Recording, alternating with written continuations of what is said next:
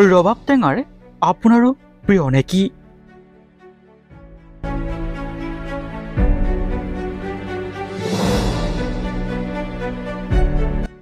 সাৱধান, আপুনি এনে ভুল কেতিয়াও নকৰিব।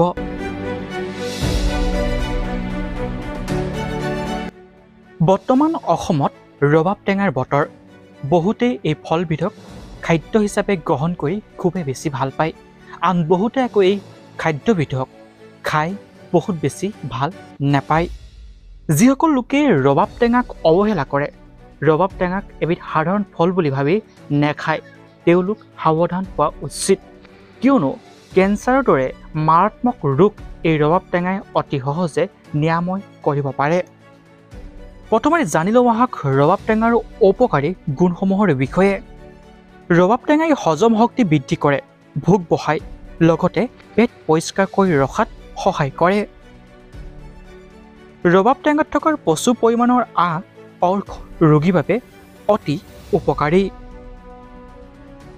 ৰবাব টেঙাই মূত্ৰজননৰ দৰে কাম কৰে, যিয়ে প্ৰস্ৰাৱৰ বেক্টেৰিয়াজনিত সংক্ৰমণ আৰু প্ৰস্ৰাৱৰ জ্বলা-পোৰা আদি সমস্যাত সহায় কৰে।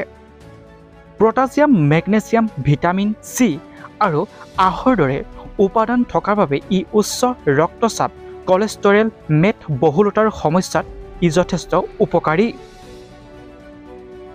ৰবাব টেঙাই হাড়ৰ গঠন মজবুত কৰাত সহায় কৰে আৰু অস্টিওপৰেচিছত ভোগা লোকৰ বাবে ই অতি উপকাৰী।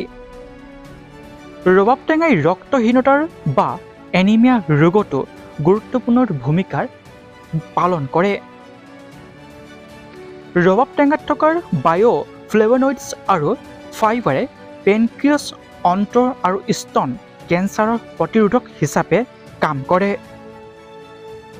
ইয়াৰ উপৰিও ৰবাব টেঙাত থকা স্পাৰ্মিড্ৰাইন বাৰ্ধক্যৰ প্ৰক্ৰিয়াৰ বিৰুদ্ধে কোষবোৰক সুৰক্ষা দিয়ে আৰু কোষ ধ্বংস হোৱাত বাধাৰ সৃষ্টি কৰে। এটা কথাত ক'বলৈ গ'লে ৰবাব টেঙাৰ আমাৰ শৰীৰৰ বাবে অতি উপকাৰী ফল। যিসকল লোকে ৰবাব টেঙাক এবিধ সাধাৰণ ফল বুলি ভাবি গ্ৰহণ নকৰে, অৱহেলা কৰে, তেওঁলোক অতি সাৱধান হোৱা উচিত। কিয়নো স্তন কেঞ্চাৰৰ দৰে মহিলাসকলৰ যি এবিধ বেমাৰ হয়, সেই বেমাৰৰ পৰা ৰক্ষা কৰিব পৰা ক্ষমতা আছে এই ৰবাব টেঙাত। উল্লেখযোগ্য যে প্ৰস্ৰাৱৰ ইনফেকশ্যন অতি সোনকালে নিৰাময় কৰিব পৰা গুণ আছে ৰবাব টেঙাত। সেয়েহে কোৱা হয় যে অসমত পোৱা যিসমূহ ফল, সেইবিলাক ফল আপেল, কমলাতকৈ যথেষ্ট উপকাৰী। ৰবাব টেঙাই আমাৰ শৰীৰৰ ৰোগ প্ৰতিৰোধ ক্ষমতাৰ বৃদ্ধি কৰাটো গুৰুত্বপূৰ্ণ ভূমিকা পালন কৰে। ৰবাব টেঙা সেয়েহে আপুনি বতৰৰ ফল বতৰতে খোৱা উচিত বুলি অসমীয়া এষাৰ কথা আছে। যিসকল লোকে ৰবাব টেঙাক অৱহেলা কৰে, আজিৰ পৰা ৰবাব টেঙাৰ পাৰিলে আপুনি বজাৰত নহ'লে ঘৰত থকা ৰবাব টেঙা খাবলৈ চেষ্টা কৰক, কিনি আনি হ'লেও। এই ভিডিঅ'টো যিমান পাৰে সিমান সকলোলৈকে শ্বেয়াৰ কৰি দিয়ক, যাতে ৰবাব টেঙাৰ ঔষধীয় উপকাৰী গুণসমূহৰ বিষয়ে সকলোৱে ভালদৰে জানিব পাৰে।